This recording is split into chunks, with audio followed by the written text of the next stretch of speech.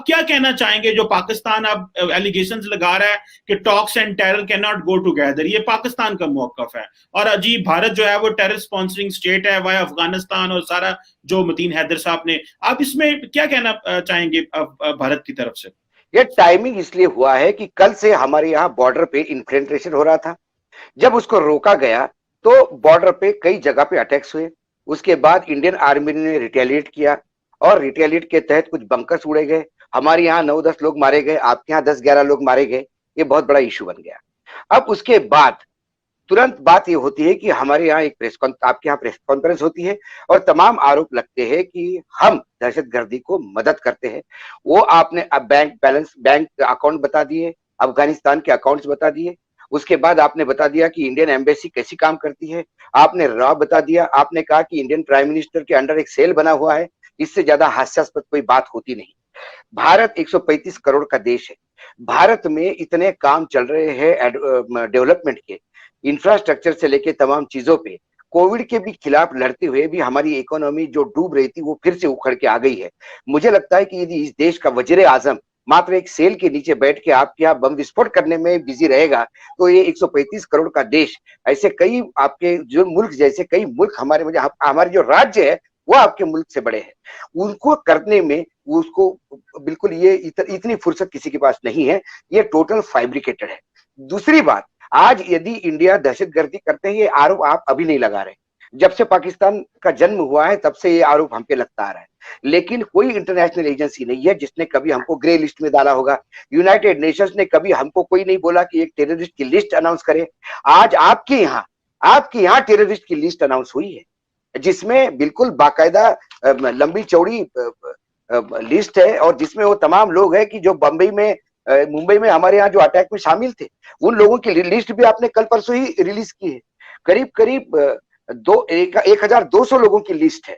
उसमें अलग अलग राज्यों से अलग अलग, मतलब आपके जो अलग अलग राज्य है, मतलब जो खैबर है 737 वहां से है, सिंध से 100 है, पंजाब से 122 है, इस्लामाबाद से 32 है, पाक से पीओक जो हम जिसको पाक ऑक्यूपाइड कश्मीर बोलते हैं वो वहां 30 है।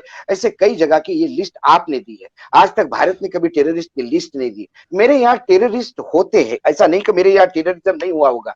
हमारे यहाँ नक्सली भी जो टेररिज्म करते हैं उनकी भी सजा होती है। हमारे यहाँ जो आपके टेररिस्ट आके यदि बंबई पे हमला करते तो उनकी भी सजा होती है। हमारे यहाँ सजाएं बड़े सख्त है।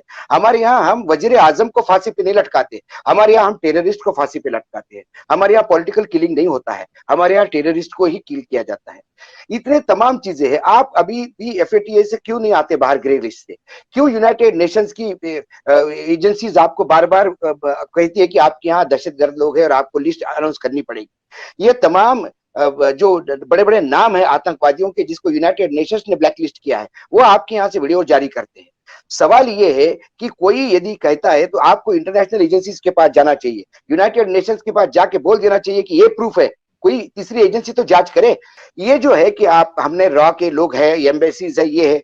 मैंने कहा कि आपने डोजियर तैयार किया है, वो dossier international agencies international court में या इंटरनेशनल फोरम पे कितना स्टैंड करता है ये भी देखना होगा, क्योंकि भारत की इमेज सबको पता है, आपकी इमेज भी सबको पता है। ओसामा बिन लादेन जो अमेरिका का सबसे बड़ा मोस्ट वांटेड था, वो पाकिस्तान से बीच में घुस के मारा है अमेरिका ने, ये भी दुनिया जानती है। तो टेररिज्म और पाकिस्तान का क्या संबंध है ये मुझे ही डिफाइन करने की जरूरत नहीं है।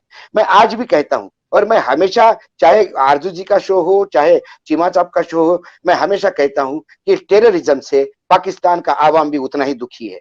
टेररिज्म और किसी भी मामले में मैं पाकिस्तान के आवाम को और भारतीय आवाम को अलग नहीं मानता। दोनों भाई है, एक ही DNA से हम गए हैं। नेता कुछ अच्छे हैं कुछ बुरे हैं, हमारे यहाँ भी अच्छे होते हैं बुरे होते हैं, लेकिन हमारे यहाँ जमहूरियत है और जमहूरियत के मायने हम ये कहते हैं कि इंटरफेरेंस सिर्फ नेताओं का या पॉलिटिकल पार्टीज का होता है। 5 साल के लिए कोई गलत पार्टी भी आ सकती है, गलत काम भी कर सकती है, लेकिन सरकार उन्हें उठा के फेंक देती है जनता। आपके यहाँ क्या होता है? आपके यहाँ कोई अच्छा काम करने लगा, आर्मी टेक ओवर करती है। कितनी बार आपके यहाँ आर्मी ने टेक ओवर किया और आर्मी ने फिर कर दिया? आपके यहाँ बार बार क्यों कहा जाता है? हम नहीं कहते, दुनिया कहती है कि आर्मी का पपेट होता है आपके यहाँ, और जो पपेट नहीं होता है उसको देश छोड़ के जाना पड़ता है। ये मैं नहीं कहता हूँ, ये लगातार चीजें है। आपके पार्लियामेंट में आपके एक मंत्री कहते हैं कि पुलवामा हमने किया। ये भी बात सामने आई है। आपके एक एक्स ब्यूरोक्रेट कहते हैं कि आपके आर्मी वाले थर्रा रहते, हम नहीं मानते। मैं चीमा साहब ने उस दिन बहुत बड़ी बात की ना, आर्मी किसी भी देश की हो, कितनी भी कमजोर हो, वो थर्राएगी नहीं, वो अपनी अपनी जान देने के लिए आएगी, देश के लिए जान दे देगी। लेकिन आप ही के लोग कहते हैं, हम नहीं कहते। टेररिस्ट की लिस्ट आप देते हो, हम नहीं कहते। दाऊद इब्राहिम आपके पास है, आप कहते हो, हम नहीं कहते। इंटरनेशनल एजेंसीज आपको ग्रे लिस्ट में डालती है, हम नहीं डालते। हम तो बार बार कहते हैं कि भाई ये टेररिज्म खत्म कर, तू भी डेवलपमेंट कर, मैं भी डेवलपमेंट करता हूं। लेकिन आज डोजियर बनाया, डोजियर तो मैं भी बना सकता हूं। मैं एक डोजियर, मुझे आप 2 दिन की बात दीजिए, इतना बेहतरीन डोजियर बना के दूंगा कि आप सोच भी नहीं सकते। ये डोजियर इंटरनेशनल एजेंसीज में स्टैंड होना चाहिए ना जनाब। अभी तो आपने शुरुआत की है, आपने, आप पे हमला हुआ, आपने देखा कि आपने लोग घुस, क्योंकि ये हर विंटर में होता है। जैसा ही बर्फबारी शुरू होती है, आपके यहाँ को लगता है कि अभी गश्त कम हो गई, इम्प्लीमेंटेशन चालू हो जाता है। जब इम्प्लीमेंटेशन चालू होगा, उसको कवर फायर मिलता है। ये आज से नहीं, ये 1000, मतलब आपके यहाँ से क्या फिगर है तो मुझे पता नहीं, मेरे यहाँ का फिगर बताता हूं मैं, पार्लियामेंट में दिया हुआ 4052 बार सीज फायर का उल्लंघन हुआ है पाकिस्तानी आर्मी के बाद। आपके यहाँ सिविल, आपने आरोप लगाया कि सिविलियन लोग मारे हैं। आपने हमारे एक फॉरेन ऑफिस के आदमी को बुलाया और डांटने के लिए और बताने के लिए कि आपके सिविलियंस क्यों मर रहे हैं। हमारे यहाँ सिविलियंस मरते, उसका कौन हिसाब देगा? सिविलियंस दोनों तरफ से मरते हैं, क्योंकि जब आपके यहाँ से गन तोप का गोला छोड़ेगी, वो आर्मी या सिविलियन देखती नहीं, वो जाके गिरती है। और जब गिरती है तो जब मारने के पहले वो आर्मी को भी मारती है, सिविलियंस को भी मारती है। सिविलियंस हमारे यहाँ बॉर्डर के हैदर साहब, आप आइए इंडिया, मैं आपके बॉर्डर के गांव में ले जाकर दिखाता हूँ कैसे गांव है वहां पे, कैसे घर छिन्न भिन्न है, कैसे लोगों की जिंदगी खराब है। मैं ये नहीं मानता कि आपके यहाँ नहीं होगा, आपके यहाँ भी वही हालत होगी बॉर्डर के गांव की। तो बॉर्डर के गांव हमारे यहाँ पे भी है ना। हमारे आर्मी ने आपको देख के सीलिंग किया ना, तो होता यह है कि जब आप सीलिंग करते हो, क्रॉस बॉर्डर फायरिंग क्यों होता है, एलओसी का बार बार उल्लंघन क्यों होता है, ये तमाम बातें देखनी होगी। मात्र एक डोजियर आपके कंट्री में प्रेस कॉन्फ्रेंस लेके अनाउंस करने से मैं उसको महत्व नहीं देता। मैं मानूंगा, इसी शो पे आऊंगा, तो जिस दिन इंटरनेशनल एजेंसी ने कहा कि भारत दहशतगर्द देश है, उस दिन चीमा साहब, मैं वो पत्रकार हूं। मैं यदि मेरे देश के भी खिलाफ यदि देश ने दहशतगर्दी में किया तो मैं कहूंगा कि हाँ, इंटरनेशनल एजेंसी ने कहा है, हमें अपने आप को सुधारना होगा। क्योंकि कई बार जब मैं बोलता हूं तो आप उसको थोड़ा सा अलग करके बताते हैं। जैसा मैंने कहा था कि बॉर्डर के दोनों तरफ सिविलियंस मारे जा रहे हैं, ये नई बात नहीं। हमारे यहाँ यदि बारूद के गोले आते तो पूछ के नहीं आते, और आपके यहाँ बारूद के गोले जाते होंगे तो पूछ के नहीं जाते। तब आपने ये कहा कि अशोक जी को ये हमारे सिविलियंस मरते हुए नहीं दिखता। मुझे बहुत अच्छी तरह से दिखता है, बहुत अच्छी तरह से दिखता है, दर्द भी होता है। लेकिन उस दर्द का मैं क्या करूं, क्योंकि जब तक आपकी तरफ से गोली नहीं चलती, गोली हमारी तरफ से भी नहीं चलती। जब आपके यहाँ से 155 mm की मोटर चलेगी तो फिर उसका जवाब भी माकूल दिया जाएगा। सवाल वो है। सवाल दूसरा है जो आपने कुलभूषण पे कहा था। अभी आप बता रहे हैं कि हम बड़े दरिया दिली से कुलभूषण को हमने सारी सुविधाएं। जनाब, आपको ये पता नहीं है कि वर्ल्ड जो कोर्ट है, इंटरनेशनल जो कोर्ट है हेग का, वहां भारत को केस उठाना पड़ा, और उस कोर्ट ने लताड़ने के बाद पाकिस्तान को फिर अपने कुछ कदम वापस लेने पड़े, और फिर ह्यूमैनिटी ग्राउंड का दिखाना पड़ा कि ह्यूमैनिटी ग्राउंड क्या होता है। नमस्कार दोस्तों, हमारी चैनल में आपका स्वागत है। इस वीडियो में हम बात करेंगे पाकिस्तानी चीमा की।